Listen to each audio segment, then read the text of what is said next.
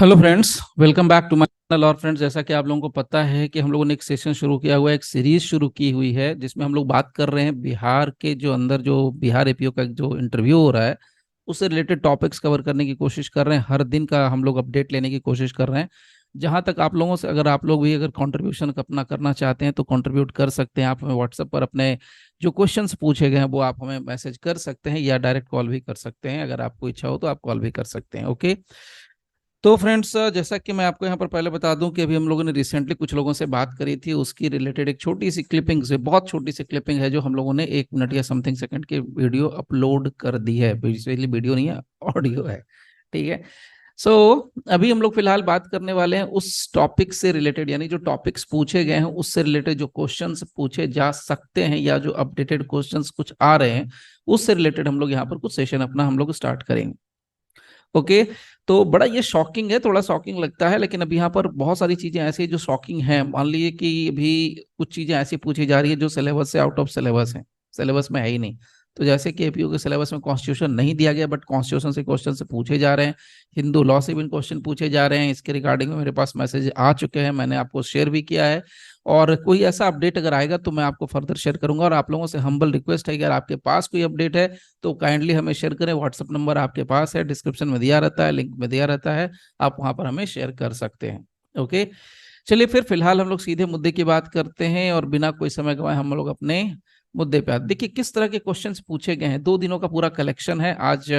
उसका मैं यहाँ पर एक अपडेट दे रहा हूँ आपको। देखिए बहुत सिंपल सिंपल क्वेश्चन पूछे गए हैं और बड़े अजीब अजीब से क्वेश्चंस पूछे गए। थोड़े हम लोगों को अजीब लगते हैं एपीओ के एग्जाम के पॉइंट ऑफ व्यू से, या उसके जो वर्क है एपीओ का उसके अकॉर्डिंग यहाँ पर कुछ अजीब से लगते हैं। ठीक है। तो you can see the screen now. देखिए सबसे पहला सवाल यहाँ पर आता है कि who codified the Hindu laws. Hindu law को किसने कोडिफाइड किया? तो यहाँ पर बहुत सिंपल आंसर आपका हो जाएगा, धर्मशास्त्र राइटर्स। यानी राइटर्स होगा, राइटर्स यानी कि जो उन्होंने धर्मशास्त्र लिखा है उन्होंने ही बेसिकली कोडिफाइड किया है। According to Dharmashastra, how many goals of human life is there? कितने गोल्स बताए गए हैं? तो 4 गोल बताए गए हैं। वही आपको पता है ना, अर्थ धर्म काम मोक्ष। Now how many ashrams in Hindu according to Dharmashastra? In Hindus के अंदर या हिंदू लॉ के अंदर कितने आश्रम बताए गए हैं? तो 4 आश्रम बताए गए हैं। वो भी आप सबको पता है, बताने की जरूरत नहीं है। 4 आश्रम, वानप्रस्थ है, संन्यास आश्रम है, वो सारी चीजें आप लोगों को पता है। मिताक्षरा, बहुत सिंपल क्वेश्चन पूछा गया कि मिताक्षरा एक कमेंट्री बुक है, जिसको किसने लिखा है? तो उसने लिखा है तो बिजनेश्वरा ने लिखा है। ना एक छोटा सा सवाल, ये थोड़ा सा ट्रिकी क्वेश्चन था, बट ये सिंपल ही क्वेश्चन कहा जाएगा, ऐसा कोई बहुत बड़ा ट्रिकी क्वेश्चन भी नहीं कह सकते हैं। क्वेश्चन ये पूछा गया था कि when two persons are said to be related to each other by full blood, when they are descendant from a common ancestor by same wife. मतलब बड़ा क्लियर है, कह रहे कि when two persons are said to be related to each other by full blood, तो full blood से जब relation हो रहा है तो इसका मतलब क्या होगा? ऑब्वियसली सेम वाइफ से हैं, तो सेम वाइफ से निकलने वाले संतान के बारे में यहाँ पर बात हो रही है। तो अगर सेम वाइफ से निकलते हैं संतान तो सगे होते हैं, और अगर दूसरी पत्नियों से निकलते हैं या दूसरी औरतों से निकलते हैं, 2 पत्नियों से निकलते हैं तो सौतन या सौतेला। Now conditions of Hindu marriage act कहाँ किस सेक्शन के अंदर दिया गया? बहुत सिंपल क्वेश्चन, बहुत easy question. Under section Hindu marriage act, under section 5 Hindu marriage act.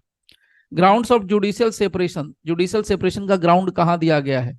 तो ground specified in section, basically section 13(1). जो एडिशनल है वो भी आप शेयर कर सकते हैं, बट इतना भी किया तो काफी है। What is the punishment under section 8 of the Hindu marriage act? अब ये बहुत से लोगों को पता भी नहीं होगा, या पता है तो अच्छी बात है कि व्हाट इज द पनिशमेंट, क्या पनिशमेंट है हिंदू मैरिज एक्ट के अंदर? तो वहां पर बताया गया 25 रुपीज, अगर आप ये रजिस्ट्रेशन नहीं करवाते हो और सरकार इंपोज करती है तब। Children of a null and void marriages are legitimate under which section? तो सेक्शन 16 है हिंदू मैरिज एक्ट का, जहां पर कोई भी संतान जो कि नल एंड वाइड मैरिज से उत्पन्न हुई है उसको लेजिटिमेट माना जाएगा। विधवा बहू के मेंटेनेंस का प्रोविजन कहां पर दिया गया है? Again Hindu adoption and maintenance act का ये क्वेश्चन है, बहुत सिंपल क्वेश्चन है, section 19। Okay. Maintenance of aged parents under Hindu law, maintenance of aged parents यानी कि एज्ड पेरेंट्स की जो हम बात करें उनका मेंटेनेंस किस सेक्शन के अंदर है? Section 20 Hindu adoption and maintenance act. In which section the dependents, आश्रित की परिभाषा कहां दी गई है? ऑफ कोर्स सेक्शन 21 में दी गई है। एक सीक्वेंस बना 18, 19, 20, 21, एक सीक्वेंस है 18 के अंदर, यानी सेक्शन 18 में किसको मांगने के लिए? वाइफ को अधिकार है, 19 में विधवा बहू को अधिकार है, 20 के अंदर माता पिता को अधिकार है, और 21 के अंदर आप देख सकते हैं आश्रित का डेफिनेशन है। Person capable of giving in adoption, adoption में कौन कौन बच्चे को दे सकता है, दत्तक में कौन कौन दे सकता है, that is this is the question. So father है, मदर है और गार्जियन है, दे सकते हैं। कितने तरह के गार्जियन होते हैं, तो भाई सबको पता है कि 4 तरह के गार्जियन जनरली होते हैं, जिसमें हम बात करते हैं natural guardian, guardian by will, या गार्जियन अपॉइंटेड बाय कोर्ट, या डिफेक्टो गार्जियन भी होते हैं। तो ये 4 तरह के गार्जियन की बात हम यहाँ पर कर रहे हैं। Who is the natural guardian in case of A married girl, married girl के केस में नेचुरल गार्जियन, फिर से रिपीट कर रहा हूं, मैरिड गर्ल के केस में नेचुरल गार्जियन कौन है, तो हस्बैंड है। व्हाट इज स्त्री धन, बहुत अच्छा क्वेश्चन है, बहुत शानदार क्वेश्चन है। स्त्री धन किसको कहते हैं, कोई भी ऐसी प्रॉपर्टी जिसका कि अगर मालिकाना हक जो स्त्री का है यानी कि फीमेल का है वो एब्सोल्यूट ओनरशिप की तरह आता है, तो उसको आप स्त्रीधन मान सकते हैं, स्त्रीधन कह सकते हैं।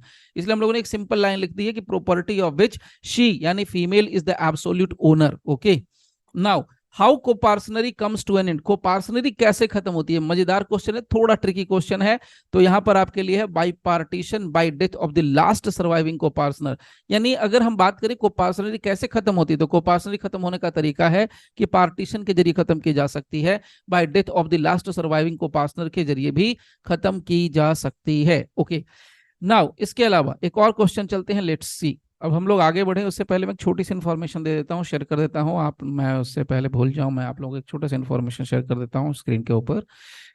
जो लोग चाहते हैं कि क्लासेस अटेंड करना, या जो लोग क्लासेस के रिगार्डिंग जो एपीओ के क्लासेस हैं या किसी और सब्जेक्ट से रिलेटेड जो क्लासेज अगर आप चाहते हैं, तो यहाँ पर हम लोगों का अपना एक टीएलपी जुडिशियल क्लासेस करके ऐप है, वहां पर आप जा सकते हैं और आप जाकर के परचेज कर सकते हैं, आप अपने हिसाब से देख सकते हैं। इसमें पूरा complete judicial services subject wise आप मिनिमम 14 डेज का कम से कम या 15 डेज का कम से कम पैक बनवा सकते हैं, अपने हिसाब से कोर्स क्रिएट करवा सकते हैं। आप यहाँ देख सकते हैं कि कौन कौन से यहाँ पर वीडियोज मौजूद हैं, कौन कौन से वीडियोज मौजूद नहीं है, सारी चीजें आप यहाँ पर देख सकते हैं। इसको आप शेयर भी कर सकते हैं और आप इसके साथ बाकी चीजें भी आप कर सकते हैं, यानी टेस्ट वगैरह भी आप दे सकते हैं। आप देख सकते हैं कि सारे के सारे सब्जेक्ट्स यहाँ पर कोर्सेज अवेलेबल हैं। ओके, तो चलिए फिलहाल ये तो एक छोटी सी इन्फॉर्मेशन थी, इसके अलावा एक और इन्फॉर्मेशन मैं आप लोगों को साथ में साथ ही दे दूं। जो लोग कॉलेजेस के अंदर हैं उन लोगों के लिए हम लोग एक नया बैच लॉन्च कर रहे हैं, जिसका रजिस्ट्रेशन ओपन हो चुका है और ये हम लोग दुर्गा पूजा के बाद से शुरू करेंगे। इसमें हम लोगों ने रखा क्या है, बहुत ही नॉमिनल फीस है, बस registration is going on. Registration की जो फीस होगी वो मात्र 3,000 रुपये, सॉरी रजिस्ट्रेशन की फीस जो होगी मात्र 300 रुपये होगी, और जो आपकी जो मंथली फीस होगी वो मात्र आपकी होगी 1,600 रुपये पर मंथ। जो कॉलेज के अंदर हैं उनके लिए है, सिर्फ और सिर्फ ये कॉलेज स्टूडेंट्स के लिए अवेलेबल है।